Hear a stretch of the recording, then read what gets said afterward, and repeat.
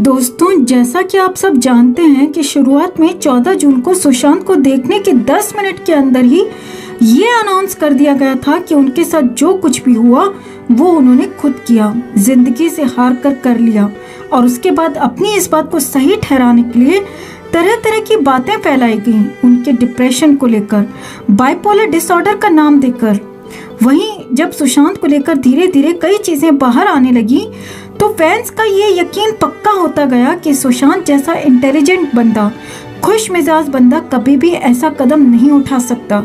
दोस्तों, जिन फैंस ने सुशांत की खूबियों को उनके केस में उनके न्याय के लिए लड़ने की ताकत बनाया, उन्हीं खूबियों को देखते हुए कई लोगों ने इसे कोई और ही एंगल देकर सुशांत की सुसाइड वाली थियोरी को सही ठहराने की कोशिश की। जी हाँ दोस्तों, जैसा कि आप जानते हैं कि सुशांत एक इंजीनियरिंग स्टूडेंट थे और बहुत इंटेलिजेंट थे, पढ़ाई में बहुत होशियार थे। वहीं वो बहुत दूरदर्शी भी थे, हमेशा आगे की सोच के चलते थे, 5 साल की प्लानिंग करके चलते थे। तो कई लोगों ने इस पॉइंट को पकड़ा कि सुशांत बहुत ज्यादा सोचा करते थे और उनका दिमाग धीरे धीरे पागलों की तरह होता जा रहा था।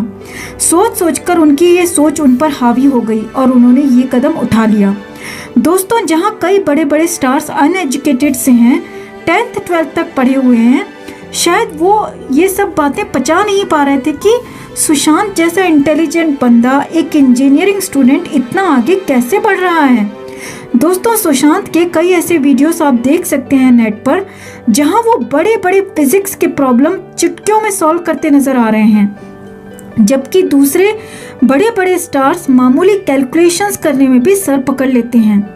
तो क्या ये सब बातें उन्हें पागल करार देती हैं? अगर आपको याद हो दोस्तों, तो उनके रूम से कई डायरीज मिली थीं, कई नोट्स मिले थे जिसमें उनके सपनों को लिखा पाया गया था। उनके 50 ड्रीम्स की पूरी लिस्ट भी मिली थी, जिनमें से कई सपने वो पूरे भी कर चुके थे और आगे भी कर रहे थे। तो कई ऐसे आर्टिकल्स हैं कि सुशांत ने सपने देखे थे, इतनी आगे की प्लानिंग कर रखी थी, और यही सब सोच सोच के कहीं ना कहीं वो निराश होते चले गए और उन्होंने अपने साथ ये सब कुछ कर लिया, क्योंकि वो ये सब अचीव नहीं कर पा रहे थे।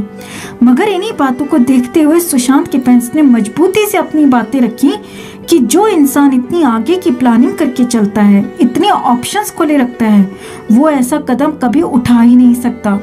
जो अपने शुरुआती स्ट्रगलिंग दौर में हार नहीं माना, वो अभी इंजीनियरिंग स्टूडेंट से लेकर MS धोनी की उड़ान भरने के बाद, ये सफलता हासिल करने के बाद ऐसा कदम उठा ही नहीं सकता।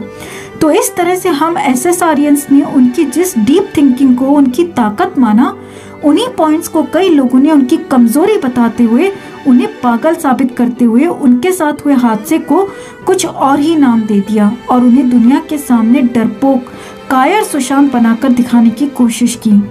कभी कभी दिल रो पड़ता है सुशांत के लिए। कैसे लोग हैं ये, जो इतनी अच्छी बातों को, इतनी अच्छी खूबियों को पागलपन का नाम देकर उन्हें पागल ठहरा रहे हैं, कायर और डरपोक ठहरा रहे हैं। ऐसे में उम्मीद थी तो सिर्फ CBI से, लेकिन अब वो भी ठंडी पड़ती नजर आ रही है। ऐसे में अब सुशांत के इंसाफ के लिए कहाँ गुहार लगाई जाए।